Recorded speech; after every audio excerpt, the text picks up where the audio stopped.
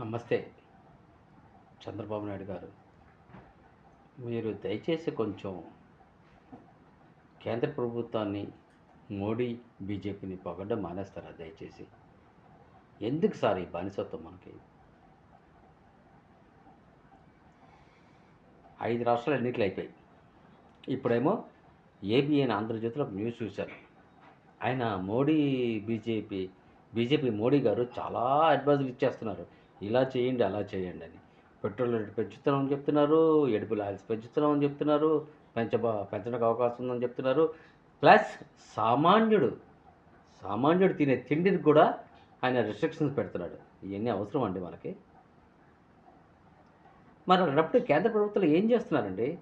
వాళ్ళందరూ ఎన్నికలు అయిపోయాయి కాబట్టి వాళ్ళు రేటు పెంచుతారు, పెట్రోల్ డీజిల్ పెంచుతారు. వన్స్ పెట్రోలు డీజిల్ రేటు పెరిగిందంటే ఖచ్చితంగా అన్నీ పెరుగుతాయి. ఆయన ఏం పెంచక్కర్లే, అది అందరికీ తెలిసిందే. ఎప్పుడైతే ట్రాన్స్పోర్టేషను కన్వెన్స్ అనేది పెరిగిందో ఆటోమేటిక్గా అన్నీ పెరుగుతాయి. అది ఆయన చెప్పాల్సిన అవసరం లేదు మనకి. కానీ మోడీ గారిని ఎందుకు సమర్థిస్తున్నారు సార్ మీరు కూడా? చంద్రబాబు నాయుడు గారు ఏంటి సార్ ఇది మనకి? మోడీ, బీజేపీ లేని మిగతా రాష్ట్రాలను ఆదర్శంగా తీసుకోండి సార్. జస్ట్ తమిళనాడు మన పక్కనే ఉందండి. విజయ్ ఎలా గెలిచాడండి? కోర్స్ తర్వాత ఎలా మారుతాయో రాజకీయాలు మనకు వేరే విషయం.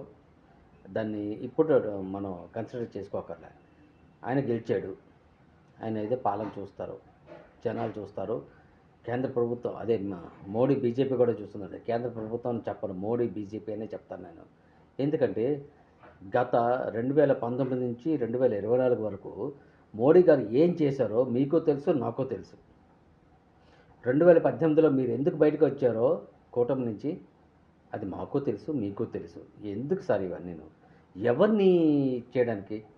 మీరు మీ సొంతంగా మీరు పనిచేస్తున్నారు. మీరు కానీ, పవన్ కళ్యాణ్ కానీ, అబ్బాయి లోకేష్ కానీ, మీరు మీ పని చేస్తున్నారు, తీసుకొస్తున్నారు. ఎంత ప్రయత్నం మీరు చేయగలరు?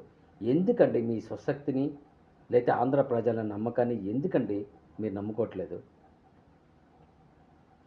ఆంధ్ర ప్రజలు మీ మీద పెట్టిన నమ్మకాన్ని ఎందుకండి ఇలాగా అభాస్పాలు చేస్తున్నారు? మోడీగా ప్రభుత్వానికి దాసోహం అని వెళ్ళిపోతున్నారు మీరు. వద్దు సార్ చంద్రబాబు నాయుడు గారు.